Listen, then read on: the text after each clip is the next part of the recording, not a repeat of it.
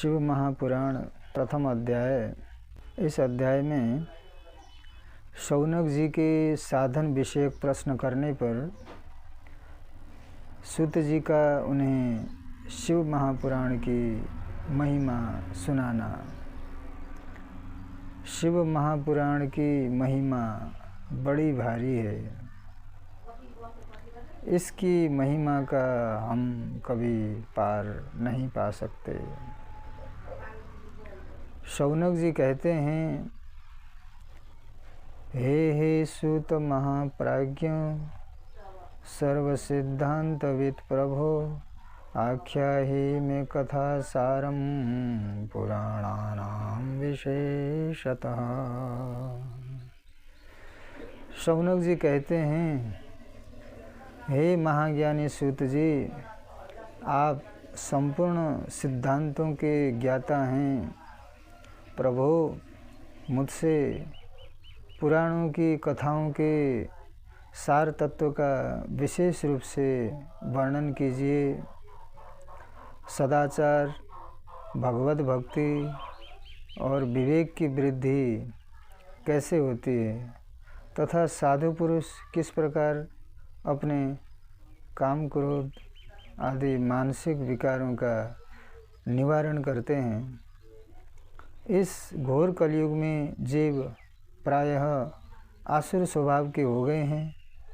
उस जीव समुदाय को शुद्ध अर्थात दैवी संपत्ति से युक्त बनाने के लिए सर्वश्रेष्ठ उपाय क्या है? आप इस समय मुझे ऐसा कोई सनातन अथवा शाश्वत साधन बताइए जो कल्याणकारी वस्तुओं में भी सबसे महान कल्याणकारी हो एवं परम मंगलकारी हो तथा पवित्र करने वाले उपायों में भी सर्वोत्तम पवित्र कारक उपाय हो। वो साधन ऐसा हो जिसके अनुष्ठान करने से बड़ी शीघ्र ही हमारे अंतःकरण की विशेष शुद्धि हो जाए तथा उससे निर्मल चित्त वाले पुरुष को सदा के लिए भगवान शिव की प्राप्ति हो जाए। इस पर सूत जी कहते हैं, धन्यस्त्वं मुनिशार्दूल श्रवण प्रीतिलालसः, अतो विचार्य सुधिया वच्मि शास्त्रम महोत्तमम्। सूत जी कहते हैं, हे शौनक जी, आप मुनियों में श्रेष्ठ हैं। आप धन्य हैं क्योंकि आपके हृदय में पुराण कथा सुनने के प्रति विशेष प्रेम है एवं लालसा भी है। इसलिए मैं शुद्ध बुद्धि से विचार कर परम उत्तम शास्त्र का वर्णन करता हूँ। उन्होंने कहा, हे वत्स, संपूर्ण शास्त्रों के सिद्धांत से संपन्न भक्ति आदि को बढ़ाने वाले, भगवान शिव को संतुष्ट करने वाले तथा कानों के लिए रसायन स्वरूप दिव्य पुराण का श्रवण कीजिए। ये उत्तम शिव महापुराण काल रूपी सर्प से प्राप्त होने वाले महान त्रास का विनाश करने वाला है। हे मुने, प्राचीन काल में भगवान शिव ने इसे कहा था। गुरुदेव व्यास जी ने सनत कुमार मुनि का उपदेश पाकर कलयुग के प्राणियों के कल्याण के लिए बड़े आदर से संक्षेप में इस पुराण का प्रतिपादन किया है। उन्होंने कहा, हे मुने, विशेष रूप से कलयुग के प्राणियों की चित्त की शुद्धि के लिए अर्थात उनके अंतःकरण की शुद्धि के लिए इस शिव महापुराण के अतिरिक्त अन्य कोई श्रेष्ठ साधन नहीं है। हे मुने, जिस बुद्धिमान मनुष्य के पूर्व जन्म के बड़े बड़े पुण्य होते हैं उसी महाभाग्यशाली व्यक्ति की इस पुराण में प्रीति होती है। ये शिव महापुराण परम उत्तम शास्त्र है। इसे इस भूतल पर भगवान शिव का वाङ्मय स्वरूप समझना चाहिए, अर्थात इसी शिव महापुराण में ही भगवान शिव का वास है। वाङ्मय स्वरूप का अर्थ ये है कि शिव महापुराण यह जो पुस्तक है, ये जो ग्रंथ है, इसी में भगवान शिव का वास है। इसी शिव महापुराण ग्रंथ को ही साक्षात भगवान शिव ही समझना चाहिए। जो शिव का वाङ्मय स्वरूप इसलिए कहा जाता है और सब प्रकार से इसका सेवन करना चाहिए। इसके पठन और श्रवण से शिव भक्ति पाकर श्रेष्ठतम स्थिति में पहुंचा हुआ मनुष्य शीघ्र ही शिवपद को प्राप्त कर लेता है। इसलिए संपूर्ण यत्न करके मनुष्यों ने इस पुराण के अध्ययन को अभीष्ट साधन माना है और इसका प्रेम पूर्वक श्रवण भी संपूर्ण मनोवांछित फलों को देने वाला है। भगवान शिव के इस पुराण को सुनने से मनुष्य सब पापों से मुक्त हो जाता है तथा बड़े बड़े उत्कृष्ट भोगों का उपभोग करके अंत में शिवलोक को प्राप्त कर लेता है। राजसूय यज्ञ और सैकड़ों अग्निष्टोम यज्ञों से जो पुण्य प्राप्त होता है वो भगवान शिव की कथा के सुनने मात्र से प्राप्त हो जाता है। हे मुने, जो लोग इस श्रेष्ठ शास्त्र शिव महापुराण का श्रवण करते हैं उन्हें मनुष्य नहीं समझना चाहिए। वे तो मनुष्य के रूप में रुद्र स्वरूप ही हैं, शिव स्वरूप ही हैं, इसमें कोई संदेह नहीं है। इस शिव महापुराण का श्रवण और कीर्तन करने वालों के चरण कमल की धूलि को मुनिगण तीर्थ ही समझते हैं। जो प्राणी परम पद को प्राप्त करना चाहते हैं उन्हें सदा भक्तिपूर्वक इस निर्मल शिव महापुराण का श्रवण करना चाहिए। हे मुनिश्रेष्ठ, यदि मनुष्य सदा इसे सुनने में समर्थ न हो तो उसे प्रतिदिन स्थिर चित्त से एक मुहूर्त भी इसको सुनना चाहिए। हे मुने, यदि मनुष्य प्रतिदिन सुनने में भी अशक्त हो तो उसे किसी पवित्र महीने में इस शिव पुराण का श्रवण करना चाहिए।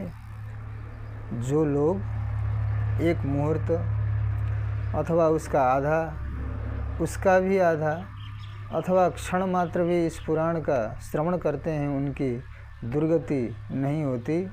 हे मुनीश्वर, जो पुरुष इस शिव महापुराण कथा को सुनता है वो सुनने वाला पुरुष कर्म रूपी महावन को जलाकर संसार के पार हो जाता है। हे मुने, सभी दानों और सभी यज्ञों से जो पुण्य मिलता है वो फल भगवान शिव के इस पुराण को सुनने से निश्चय ही प्राप्त हो जाता है। हे मुने, विशेषकर इस कलिकाल में तो शिव महापुराण के श्रवण के अतिरिक्त मनुष्यों के लिए मुक्तिदायक कोई अन्य श्रेष्ठ साधन नहीं है। पुराण श्रवणम शंभोर्नाम संकीर्तनम तथा कल्पद्रुम फलम सम्यं मनुष्याणाम न संशयः। शिव पुराण का श्रवण और भगवान शंकर के नाम का संकीर्तन दोनों ही मनुष्यों को कल्प वृक्ष के समान सम्यक फल देने वाले हैं, इसमें संदेह नहीं है। कलियुग में धर्माचरण से शून्य चित्त वाले दुर्बुद्धि मनुष्यों के उद्धार के लिए भगवान शिव ने अमृत रस स्वरूप शिव पुराण की उद्भावना की है। अमृत पान करने से तो केवल अमृत पान करने वाला ही मनुष्य अजर अमर हो जाता है, किंतु भगवान शिव का ये कथामृत संपूर्ण कुल को ही अजर अमर कर देता है। इस शिव महापुराण की परम पवित्र कथा का विशेष रूप से सदा ही सेवन करना चाहिए, करना ही चाहिए, करना ही चाहिए। इस शिव महापुराण की कथा के श्रवण का क्या फल कहूँ। इसके श्रवण मात्र से भगवान सदाशिव उस प्राणी के हृदय में विराजमान हो जाते हैं। ये शिव महापुराण नामक ग्रंथ 24,000 श्लोकों से युक्त है। इसमें 7 संहिताएं हैं। मनुष्य को चाहिए कि वो भक्ति, ज्ञान और वैराग्य से भली भांति संपन्न हो, बड़े आदर से इसका श्रवण करे। पहली है विद्येश्वर संहिता, दूसरी रुद्र संहिता, इसी प्रकार शतरुद्र संहिता, कोटि रुद्र संहिता और 5वीं है उमा संहिता, और उसके पश्चात कैलाश संहिता और अंत में 7वीं संहिता है वायवीय संहिता। 7 संहिताओं से युक्त ये दिव्य शिव महापुराण परब्रह्म परमात्मा के समान विराजमान है और सबसे उत्कृष्ट गति प्रदान करने वाला है। जो मनुष्य 7 संहिताओं वाले इस शिव महापुराण को आदरपूर्वक पूरा पढ़ता है वो जीवन मुक्त कहा जाता है। हे मुने, जब तक इस उत्तम शिव पुराण को सुनने का सुअवसर नहीं प्राप्त होता, तब तक अज्ञानवश प्राणी इस संसार चक्र में भटकता रहता है। भ्रमित कर देने वाले अनेक शास्त्रों और पुराणों के श्रवण से क्या लाभ है, जबकि एक शिव महापुराण ही मुक्ति प्रदान करने के लिए गर्जन कर रहा है।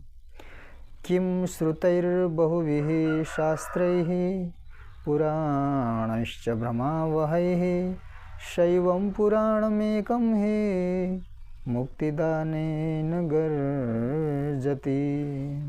जिस घर में इस शिव महापुराण की कथा होती है वह घर तीर्थ स्वरूप ही है और उसमें निवास करने वालों के पाप ये नष्ट कर देता है। हजारों अश्वमेध यज्ञ और सैकड़ों वाजपेय यज्ञ शिव महापुराण की 16वीं कला की भी बराबरी नहीं कर सकते। हे मुनिश्रेष्ठ, कोई अधम प्राणी जब तक भक्तिपूर्वक शिव पुराण का श्रवण नहीं करता तभी तक उसे पापी कहा जा सकता है। गंगा आदि पवित्र नदियाँ, मुक्तिदायिनी सप्तपुरियाँ तथा गयादि तीर्थ इस शिव महापुराण की समता कभी नहीं कर सकते। जिसे परम गति की कामना हो उसे नित्य शिव महापुराण के एक श्लोक अथवा आधे श्लोक का ही स्वयं भक्तिपूर्वक पाठ करना चाहिए। जो निरंतर अर्थानुसंधान पूर्वक इस शिव महापुराण को बाँचता है अथवा नित्य प्रेम पूर्वक इसका पाठ मात्र करता है वो पुण्यात्मा है, इसमें संशय नहीं है। एतत् शिव पुराणम यो वाचयेदर्थतो निशम पठेद्वा प्रीतितो नित्यम स पुण्यात्मा न संशयः। जो उत्तम बुद्धि वाला पुरुष अंतकाल में भक्तिपूर्वक इस पुराण को सुनता है उस पर अत्यंत प्रसन्न हुए भगवान महेश्वर उसे अपना पद देते हैं, अर्थात उसे अपना धाम प्रदान करते हैं। जो प्रतिदिन आदरपूर्वक इस शिव महापुराण का पूजन करता है वो इस संसार में संपूर्ण भोगों को भोग कर अंत में भगवान शिव के पद को प्राप्त कर लेता है। जो प्रतिदिन आलस्य रहित हो, रेशमी वस्त्र आदि के वेष्टन से इस शिव महापुराण का सत्कार करता है, वो सदा सुखी होता है। ये शिव महापुराण निर्मल तथा शैवों का सर्वस्व है। इहलोक और परलोक में सुख चाहने वाले को आदर के साथ प्रयत्नपूर्वक इसका सेवन करना चाहिए। यह निर्मल एवं उत्तम शिव महापुराण धर्म, अर्थ, काम और मोक्ष रूप चारों पुरुषार्थों को देने वाला है। अतः सदा प्रेम पूर्वक इसका श्रवण एवं विशेष रूप से पाठ करना चाहिए। वेद, इतिहास तथा अन्य शास्त्रों में ये शिव महापुराण विशेष कल्याणकारी है, ऐसा मुमुक्षु जनों को समझना चाहिए। ये शिव महापुराण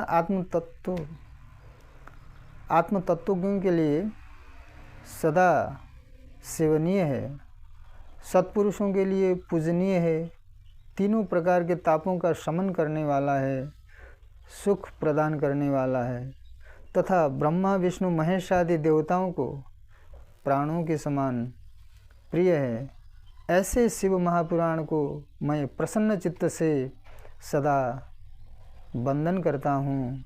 भगवान शंकर मुझ पर प्रसन्न हों और अपने चरण कमलों की भक्ति मुझे प्रदान करें। शिवार्पणमस्तु, शिवार्पणमस्तु, शिवार्पणमस्तु।